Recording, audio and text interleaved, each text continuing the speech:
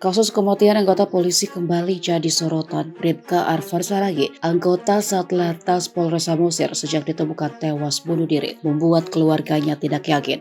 Arfan sebelumnya memilih mengakhiri hidup karena terlibat dalam kasus penggelapan dana pajak kendaraan senilai 2,5 miliar rupiah. Kejanggalan itu pun muncul ketika sang istri Jenny Simorangkir mengaku suaminya pernah diancam oleh Kapolres Samosir karena masalah tersebut. Kata Jenny, dugaan pengancaman sebelum suaminya ditemukan tewas terjadi pada 23 Januari 2023 lalu. Jenny pun menduga karena sang suami akan membongkar penggelapan pajak sehingga ia dijadikan tumbal. Diperkuat dengan hasil pemeriksaan dokter forensik yang menemukan sejumlah kejanggalan di tubuh almarhum. Ada benturan benda tumpul di bagian kepala. Pihak keluarga juga melihat darah di bagian kepala belakangnya. Kejanggalan lainnya yakni Bribka Arfan Saragi telah membayar sebagian uang yang diduga digelapkannya. Ia menjelaskan almarhum sudah membayar sekitar 680 sampai 750 juta rupiah dari 1,3 miliar rupiah yang digelapkannya.